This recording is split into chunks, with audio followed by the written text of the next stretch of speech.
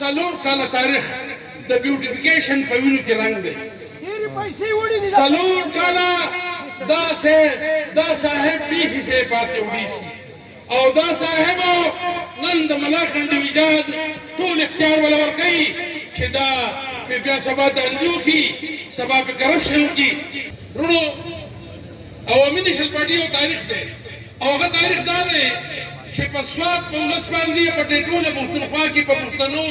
کلم سخت راغلی ده نو د عوامي نېشنل پارټي مشران صفې اول کې ولاړي او دا کارکونان او ملګري په صفې اول کې ولاړي نن په سوات په ټولو پښتونخوا د میګای یو لهر راغلی دی د هغه میګای لپاره زمونږ ټول مشران عوامي نېشنل پارټي نن په میدان ولاړه ده او د نن یو میاشت مخکې چې په سوات کې د امن او امان مسله پیدا شوې وه نو تاسو وکتل چې واحد عوامي نېشنل پارټي وه چې په میدان ولاړه وه او هغه دهشتګردو ته یې په سترګو کې سترګې ورکړې او نن د خدای پاک فضل دی د سوات د امن دپاره یې قرباني هم ورکړه هغه مشران چې نن هغه دلته موجود دي ورونو دا د دې خاورې پارټي ده زه راځم د دې حکومت دې کارکردګۍ ته 9 بجې ټولې پاس کړل لسم کال دی ډېره د افسوس خبره ده که د عمران خان ولا پرده وساتله چې حکومت ته وځي دا میاشت وروسته په خپله وتل په دې کې به سرکاري خلک ولاړي هره میاشت یې تنخواګانې نه وي تنخواګانې یې که نه وي تنخواګانې نشته په دې صوبه کې په دې سوات کې په دې ټوله پښتونخوا کې ترقیاتي سکمونو باندې بیل لګېدلی دی د هغې کورس منجمد شوي دي د 1947 نه ونیسه تر نن تاریخه پورې داسې کار چېرته نه و شوی لکه دا چې شوی دی او ډېره د افسوس خبره ده چې وجدالي خان موږ ټول په حکومت کې وو نو په هغه وخت کې په دې صوبه قرضه 97 ارب روپۍ وه اوس 997 ده نو محمود خانه ته خو ځې خو وروره دا قرضه چاته پرېږدي دا تپوس کوم تپوس به دې کوم که نه به کوم ټول په شریکه آواز وکړئ چې تپوس به دې کوم 997 ارب روپۍ 9 سل سوا لکه لس اربع سکم لس اربع روپۍ اربع نو کرب روپۍ دا صوبه قرارداد کړه د 1947 نه راواخله او د 2013 پورې دغه قرضه ده اوس دا قرضه ده او بل ته غوږ شه او مشر کپتان صاحب یې په ټول پاکستان باندې 1.5 ارب روپۍ قرضه راوړې ده او اوس تاسو به پرون په فیسبوک کتلي چې مولانا طارق جمیل صاحب په اکاونټ کې یو کم 50 ارب روپۍ ښکاره شوې او دا پنکې پیرني او هغه بله څه شی دی هغه ګوګي د ګوګي په اکاونټ کې 50 ارب روپۍ نه زیاتې روپۍ د پروین لاهي زوی تښتېدلی دی چې د هغه سره به څو روپۍ وي وروڼو دا ملک داسې تباهام کې پرېښودو او زه ډېر په افسوس سره خبره کومه چې محمود خانه خلکو به وایي چې خپل وزیرانه خو څه به کوو اوس دا پټي او جایدادونه به خرڅوو څه خو دې په سی سی بینک کې تباه برباد کړل او څه به خرڅوو دا قرضه به ورکوو دا قرضه به څوک ورکوي د دې ځای خو راته وښیه که نه چې 997 ارب روپۍ دا صوبه قرارداد کړه زه د سوات خلکو د سوات ولس ته نن سوال کومه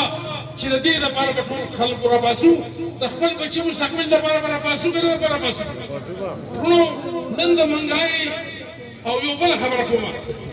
د دې نه علي به یو کیسه چې کوم خدای شته مشران دي خبرو څه تکلیف نه کوي د روژې نه مخکې دلته به ملیاتي مشران ولاړ زما کشر ورور ولاړ ډېری پکې چیرمین دی د روژې نه مخکې دا منتخب شوي دي او 10 میاشتې وشوې نثار خان خو پکې الیکشن کړی او اوسه پورې نه د دې پړشت نه اختیار شته د دې نه اهلیت څه ته وایي د نن ساعته پورې 10 میاشتې د بنیادي الیکشن وشوې او سوات کې د بنیادي هغه مشرانو زه د هغه بنیادي ممبرانو ته هغه که د پي ټي آی دي او که هغه د پاټۍ دي سوال کوم قسمه ته کومه چې پښتو وکړي غیرت وکړي او د دې نااهله حکومت چې که هغه د پي ټي آی هغه راپاڅوي او د دې نه دا بدل والی 9 میاشتې د هغو خرابې کړې 10 میاشتې خلک خرابې کړې خلک دې دمره کوي چې ماله به کار کوي کار به څنګه وکړي او چې نن د نعمان په حواله خبره کوو. نن لطیف لالا زموږ ډېر محترم مشر هغه د سپریم کورټ باندې پریزیډنټ پاتې دی، په بارون کې به هغه ګزار شو،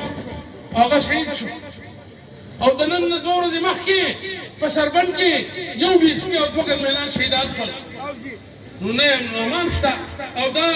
محمود خان صاحب وایي، محمود خان صاحب یو بله خبره کوي، وایي دا هر څه د امپورټډ حکومت دي. یا لکه وروره دا 10 کاله دا یې چل کوو، تا چڼې خرڅولې، دا 10 کاله دا به ځمکې چل کوو، تا څه کار کوو؟ ته د اسمي وزیر اعلی وې او دا سره اختیار و، تا څه کار؟ وروڼو ډېر د عمل کې تباهۍ طرف ته بوتو او ډېر د ټول بوج چې دی دا زموږ د دې پښتنو په دې ټولو مشرانو په دې ټولو پاټو به دا بوج راځي. وروڼو نن حالات دې ته رسېدلي دي چې نن د وړو تر وړه په نورو صوبو کې په 1400 روپۍ ده او دلته په 2000 روپۍ ده. 14,200 یا لکه والداري خان په تفصیل خبره وکړه چې د دې خو په جون کې بجټ پاس کېږي، د دې اسټیمیټ جوړېږي، اندازې جوړېږي چې څومره غنم پکار دي او چې یو کور کې سړی ځان له په کندو کې غنم دي نو د کال راسن دی که نه دي؟ نو دا کال مخکې دا راسن ولې ختم شو؟ ملاکنډ ډویژن چې د هغه 4 کاله تاریخ د بیوټیفیکیشن په وینو کې رنګ دی. 4 کاله دا صاحب ډي سي سے پاتې وډي سي او دا صاحب نن د ملاکنډ ډویژن ټول اختیار ولا ورکوي چې دا بیا سبا دانجو کی سبا په کرپشن کی. دا کم از کم الیکشن کمیشن ته به ستاسو موافقت زما دا خواستي چې دا ټرانسفر کم از کم کینسل کړي. دا 4 کاله موږ د مخ لیدلی دی او زموږ یو داسې پښتون ورور چې هغه شوکت خان هغه د دې نه بیټې یې لرې کړو خو هغه ولا دا کار دې څه کار وکړو هغه ولا کوو نه. نو نن د ډېر افسوس خبره ده. یو اخر کې یو خبره زما دي پولیس ورونو چې تاریخ ولګما ځان د ثبت کاری د منشیاتو خلاف یو تاریخ شروع کړی دی. نو موږ عوامي نشل پارټي زموږ هر کارکون او ورکر موږ وایو که دغه عادت نه دا سواد خلاصېږي نو موږ دا قام د دې پولیس ملګري یو. بالکل په دې کې ورسره موږ مدد کوو. دا ټول ملګري که دغه لعنت نه دا سواد پاکېږي او زموږ دا پولیس محکمې وروڼه چې د دې په دې کې څه کومک غواړي څه ملګرتیا غواړي زما تاسو د پارټۍ ټول ملګرو ته خواست دی چې کلي په کلي او په هر ځای کې ورسره مدد وکړئ چې خدای پاک د دې لعنت نه موږ خلاص کړي. زه زما مقرر دي زه په دې کامیاب احتجاج باندې د ضلعې ملګرو ته مبارکي ورکوم او ستاسو شکریه ادا کوم چې ډېر کامیاب پروګرام وکړو